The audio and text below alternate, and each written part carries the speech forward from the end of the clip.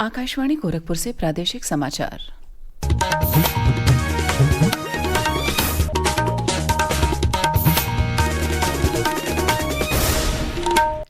नमस्कार, समाचार बुलेटिन के साथ में शिवानी अरोरा। पहले मुख्य समाचार। मुख्यमंत्री योगी आदित्यनाथ ने 16वें केंद्रीय वित्त आयोग के सदस्यों के साथ की बैठक। केंद्रीय करों में राज्य की हिस्सेदारी 41% से बढ़ाकर 50% करने की मांग की। सरकार ने वर्ष 2027 में 2 अलग अलग चरणों में जनगणना के साथ साथ जाति गणना कराने का लिया फैसला। अयोध्या में राम दरबार और अन्य मंदिरों में देवी देवताओं की मूर्तियों में आज होगी प्राण प्रतिष्ठा। मुख्यमंत्री योगी आदित्यनाथ बनेंगे समारोह का हिस्सा। और तत्काल टिकट के लिए ई-आधार प्रमाणीकरण शुरू करेगी भारतीय रेलवे। आसानी से कन्फर्म टिकट पा सकेंगे रेल यात्री। अब समाचार विस्तार से। मुख्यमंत्री योगी आदित्यनाथ ने कल 16वें केंद्रीय वित्त आयोग के सदस्यों के साथ बैठक की। इस दौरान उन्होंने प्रदेश सरकार की उपलब्धियों पर प्रकाश डाला और राज्य सरकार की मांगों को लेकर आयोग को एक मांग पत्र भी सौंपा है।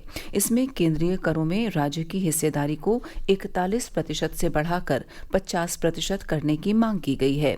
प्रदेश के वित्त मंत्री सुरेश खन्ना ने बताया कि सरकार ने विशेष विकास योजनाओं के लिए स्पेशल फंड DDA दिए जाने की मांग भी उठाई है। उत्तर प्रदेश माननीय मुख्यमंत्री जी ने विशेष रूप से प्रदेश के लिए जो मांग की है वो खास तौर से सारे स्टेट्स के लिए जो अभी तक 41% शेयर मिलता है उसके स्थान पर 50% मिलना चाहिए और साथ ही साथ उत्तर प्रदेश को केंद्रीय करों में किसी भी हालत में हमें 20% से कम न मिले, यही हमारी मांग। केंद्रीय वित्त आयोग के अध्यक्ष डॉक्टर अरविंद पनगड़िया ने प्रदेश की प्रमुख मांगों के विषय में जानकारी देते हुए कहा कि राज्य ने इनकम डिस्टेंस क्राइटेरिया 45%, भौगोलिक क्षेत्रफल 15% से घटाकर 10%, जनसंख्या 15% से बढ़ाकर 22.5%, जनसांख्यिकीय प्रदर्शन 12.5% से घटाकर 7.5%, वन 10% से घटाकर 5% करने समेत अन्य मांगे आयोग के समक्ष रखी हैं। डॉक्टर अरविंद पनगड़िया ने बताया कि बैठक के दौरान प्रदेश सरकार ने उत्तर प्रदेश के विकास और सुधार के लिए उठाए जा रहे कदमों का ब्यौरा पेश किया, जिसकी आयोग ने सराहना की। मैंने भी यूपी के विषय में पढ़ा है। बहुत सारे रिफॉर्म, अच्छे रिफॉर्म यूपी ने किए हैं, कुछ जो चल रहे हैं और जो किए जा सकते हैं। अभी जैसे यूपी ने एक निर्माण एक्ट करके पास किया है, अभी उसका असर अगले 4-5 साल में आएगा, पर मैं समझता हूँ कि वो एक ऐसा कदम है जो दूसरे राज्यों को भी उठाना चाहिए। सरकार ने वर्ष 2027 में 2 चरणों में जनगणना कराने का निर्णय लिया है। इसके साथ ही जाति गणना भी की जाएगी। एक रिपोर्ट। जनगणना से संबंधित अधिसूचना इस महीने की 16 तारीख को आधिकारिक राजपत्र में प्रकाशित होने की संभावना है। अधिसूचना जारी होने के साथ ही जनगणना की प्रक्रिया शुरू हो जाएगी। इससे पहले यह जनगणना 2021 में 2 चरणों में आयोजित होनी थी, लेकिन देश भर में कोविड महामारी के प्रकोप के कारण जनगणना का काम स्थगित करना पड़ा था। भारतीय जनगणना की यह प्रक्रिया दुनिया की सबसे बड़ी प्रशासनिक और सांख्यिकीय प्रक्रिया में से एक है। इस जनगणना के जरिए देश की आर्थिक, सांस्कृतिक और सामाजिक स्थिति की बेहतर जानकारी सामने आएगी। इस जानकारी के आधार पर सरकार को लोगों के सामाजिक और आर्थिक उत्थान के लिए बेहतर नीति बनाने में मदद मिलेगी। सुपर्णा सैकिया के साथ आनंद कुमार, आकाशवाणी समाचार, दिल्ली।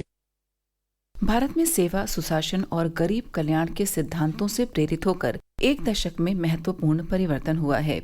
आकाशवाणी समाचार आपके लिए पिछले 11 वर्षों में प्रमुख क्षेत्रों में सरकार के प्रयासों पर विशेष फीचर लेकर आया है। इसी कड़ी में आज हम शिक्षा और खेल पर ध्यान केंद्रित कर रहे हैं, जो भारत की अमृत पीढ़ी, युवा पीढ़ी को सशक्त बनाने की कुंजी है।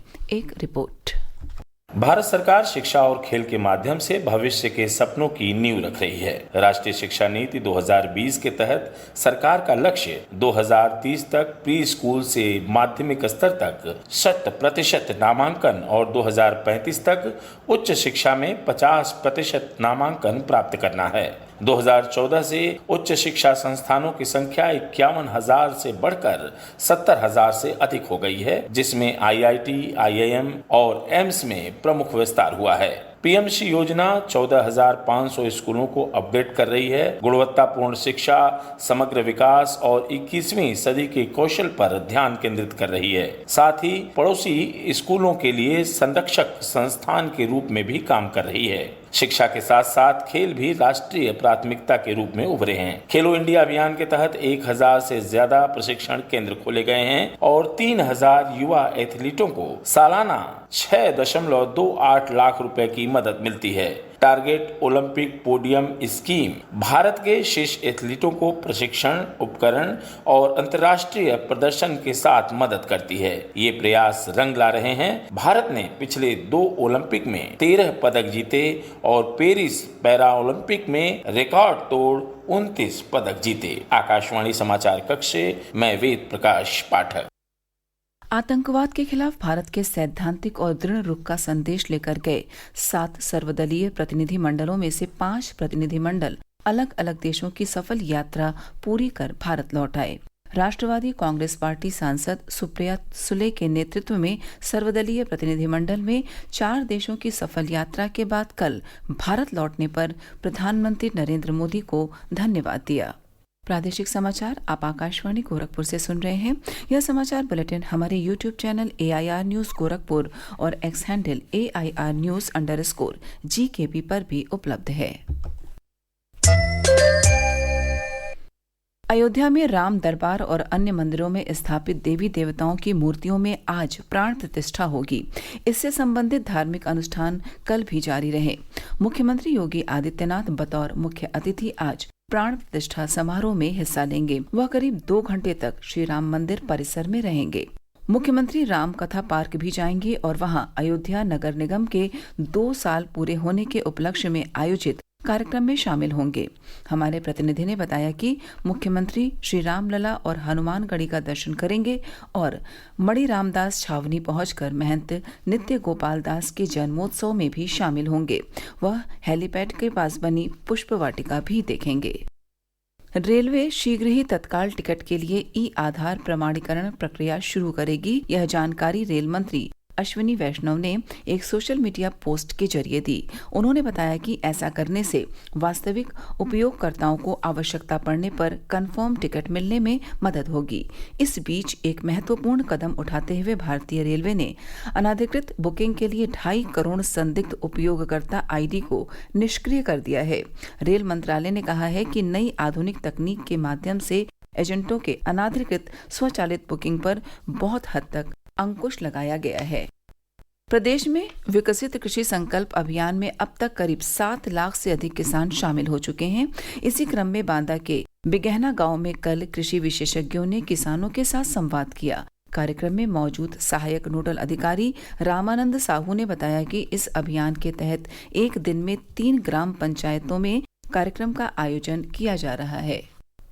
आज पूरे प्रदेश में गंगा दशहरा का पर्व मनाया जा रहा है। इस मौके पर प्रदेश की अलग अलग पवित्र नदियों में श्रद्धालु स्नान कर पूजा अर्चना कर रहे हैं। श्रद्धालुओं की सुविधा के लिए सुरक्षा के कड़े प्रबंध किए गए हैं। अमरोहा जिले के गंगाधाम तिगरी में श्रद्धालुओं की सुरक्षा के लिए घाटों पर गोताखोर तैनात किए गए हैं। हापुड़ के प्रसिद्ध तीर्थस्थल गढ़मुक्तेश्वर ब्रिज घाट पर भी आ रहे लाखों श्रद्धालुओं के लिए विशेष व्यवस्था की गई है। अंतर्राष्ट्रीय योग दिवस पर प्रदेश के सभी सरकारी अस्पतालों में भी कार्यक्रम आयोजित किए जाएंगे। प्रमुख सचिव चिकित्सा स्वास्थ्य और परिवार कल्याण पार्थ सारथी सेन शर्मा ने बताया कि प्रदेश के सभी जिला अस्पतालों और आयुष्मान आरोग्य मंदिरों में योग दिवस पर आयोजन होंगे। और अंत में इस बुलेटिन के मुख्य समाचार एक बार फिर। मुख्यमंत्री योगी आदित्यनाथ ने 16वें केंद्रीय वित्त आयोग के सदस्यों के साथ की बैठक। केंद्रीय करों में राज्य की हिस्सेदारी 41% से बढ़ाकर 50% करने की मांग की। सरकार ने वर्ष 2027 में 2 अलग अलग चरणों में जनगणना के साथ साथ जाति गणना कराने का लिया फैसला। अयोध्या में राम दरबार और अन्य मंदिरों में देवी देवताओं की मूर्तियों में आज होगी प्राण प्रतिष्ठा। मुख्यमंत्री योगी आदित्यनाथ बनेंगे समारोह का हिस्सा और तत्काल टिकट के लिए ई-आधार प्रमाणीकरण शुरू करेगी भारतीय रेलवे। आसानी से कंफर्म टिकट पा सकेंगे रेल यात्री। इसी के साथ प्रादेशिक समाचार समाप्त हुए। नमस्कार।